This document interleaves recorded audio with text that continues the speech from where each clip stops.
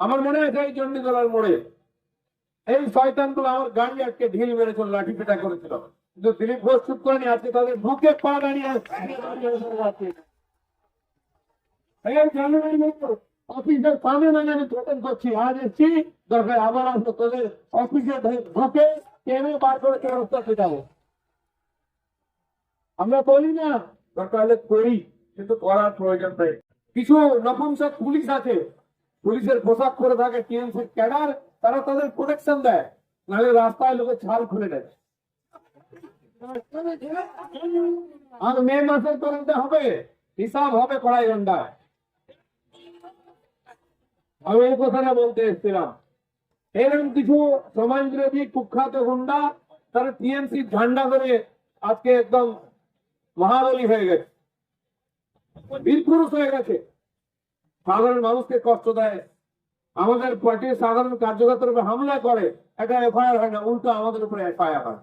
এই পুলিশ, এই প্রশাসন, এই গুন্ডা, এই যে রাজ, আজ পশ্চিমবঙ্গের মানুষ তার বিরুদ্ধে দাঁড়িয়েছে।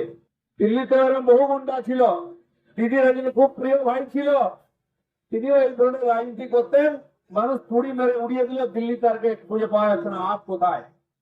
সিপিএম কংগ্রেস এই রাজনীতি করে এসছে, পশ্চিমবঙ্গের মানুষকে 50 বছর ধরে কষ্ট দিয়েছে, তারা আজকে খুঁজে পাওয়া যায় না। তাই যারা আজকে মানুষের টাকা মেরে মানুষকে চোখ দেখাচ্ছে, তারা যেন মনে রাখে দিন চলে এসছে, পরিবর্তন হবে।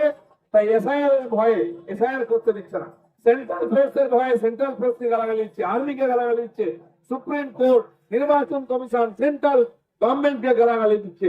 এটা ওদের শেষের পরিণতি চলে এসছে, সেটা বলার জন্য এসেছি।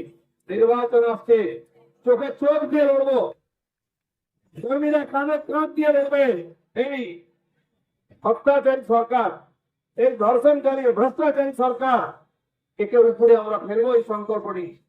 250 জন গুজরাট থেকে ঝাড়ু মারতে মারতে আসছি আমরা, উত্তরপ্রদেশ, বিহার, উড়িষ্যা হয়ে গেছে, এইখান থেকে ঝাড়ু মারে বাংলাদেশে পাঠিয়ে দেবো, ওখানে গিয়ে থাকবে তোমরা।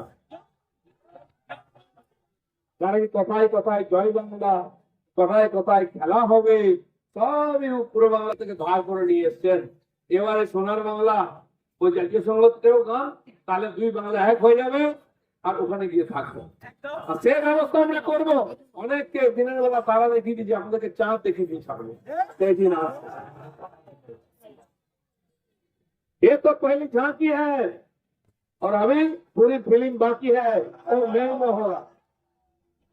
আজ খালি আমি এখানে এসেছিলাম, তাই বলতে এসেছি, এই যারা বাড়াবাড়ি গুন্ডামি করছে পুলিশের আঁচলের তলায় থেকে, তাদেরকে একদিন রাস্তায় আসতে হবে, তার রাস্তায় হিসাব হবে, এই কথা বলার জন্য আমি এসেছিলাম।